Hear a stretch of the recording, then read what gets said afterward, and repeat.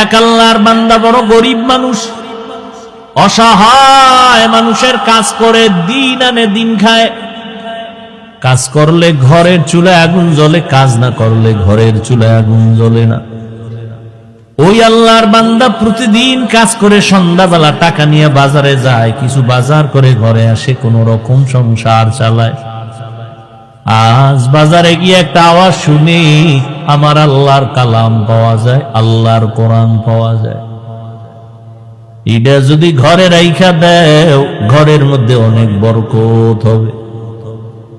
জীবনে আল্লাহর কোরআন দেখে নাই, পড়ে নাই, কই পাওয়া যায় ভাই? আওয়াজ দিল কই? কই লাইব্রেরির মধ্যে যাও, গেছে। আজ আল্লাহর বান্দা শখ শখ এটা ঘরে রাখলে বরকত কথা। ঠিক আছে, আজকে আর খানা খাবো না, এই আমার একটা কোরআন দাও। কয় টাকা? এত টাকা নাও, আজকের বাজার টাজার নিয়ে এক রাত না খাইলে কি হইব? লাইব্রেরিয়ান ব্যক্তি বলে দিছে, এই আল্লাহর বান্দা ঘরে রাখবা, তবে এটা নিচে রাখবা না, বিনা উজুতে ধরবা না।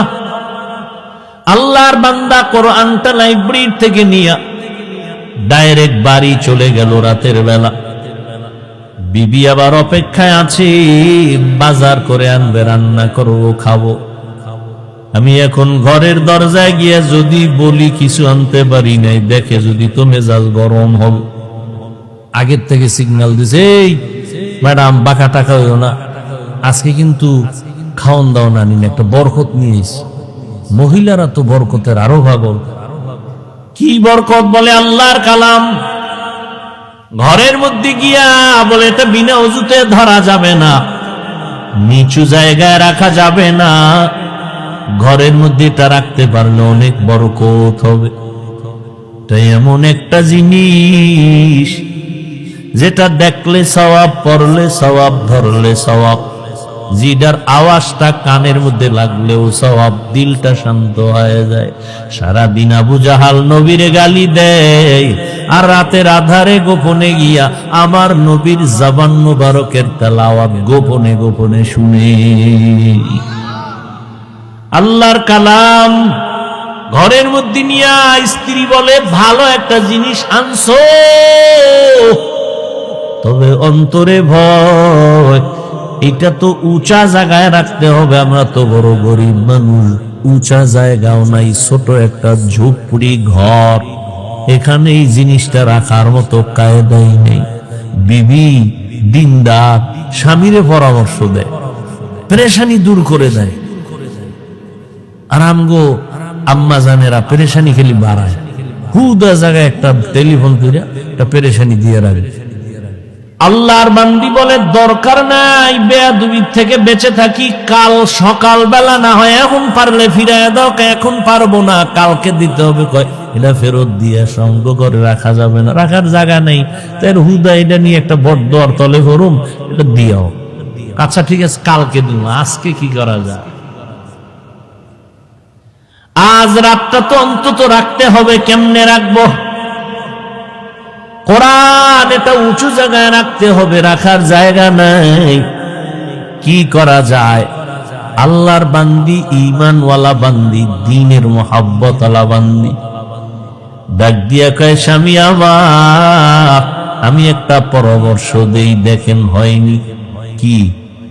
অর্ধরাত্র আমি মাথায় নিয়ে কোরআনটা দাঁড়ায় থাকবো, আপনি ঘুম যাবেন। বাকি অর্ধরাত আমি একটু বিশ্রাম করব, আপনি মাথায় নিয়ে দাঁড়ায় দাঁড়ায় কোরআন পাহারা দিবে। স্বামী বেচারা ডাক দিয়ে কয়, আল্লাহর শুকর, তুমি যেহেতু রাজি হয়ে গেছো, অর্ধরাত্র আজকে না ঘুমাইলে কি হবে, আমি কোরআন মাথায় নিয়ে দাঁড়ায় থাকবো। দুইজনেই সিদ্ধান্তে এক হইয়া টাইম ভাগ করে অর্ধরাত আল্লাহর বান্দা মাথায় কোরআন নিয়ে দাঁড়ায় আছেন, বাকি অর্ধরাত স্ত্রী মাথায় কোরআন নিয়ে দাঁড়ায় আছে। ফজরের আজান হয়ে গেছে, একজন একজন ওযু বানাইয়া যায় নামাজে নামাজ পড়লেন। নামাজের পরে বলে, এটারে ফেরত দিয়ে আসো, বেয়াদবি হবে, আল্লাহ বেজার হয়ে যাবে। স্বামী বলে যে আনলাম কষ্ট করে টাইনা দিয়ামু, ভিতরে কি একটু দেখি, এটা খুইলে টুইলে দেখলাম না কি ভিতরে। একই যায় নামাজে দুইজন বইয়া এবার দেখতেছে, খুলতেছে পৃষ্ঠা, উল্টায় উল্টায় উল্টায় আঙ্গুল টানে আঙ্গুল টানে আঙ্গুল টানে দোনোজন। মাওলা পাকের বড় কুদরত, মুহূর্তের মধ্যে শুরু থেকে শেষ পর্যন্ত আঙ্গুল টেনে টেনে টেনে টেনে লাইনে লাইনে পুরা কোরআনটা পৃষ্ঠা উল্টানো শেষ। দোনোজন আল্লাহর কোরআন আঙ্গুল দিয়ে টানলেন। এইবার বলে, ও বিবি কিছু বুঝছো নি? তুমি শুনবানি। এইবার আল্লাহর বান্দি এই কথা বলায় স্বামী আশ্চর্য হয়ে গেল। কি শুনাবা তুমি শুনো। এবার আল্লাহর বান্দি মোহাব্বতের সাথে শুনাইতেছে কোরআন তেলাওয়াত করে। আমার মাওলা কোরআনের নূর তাদের সিনার মধ্যে ঢুকায় দিয়েছে।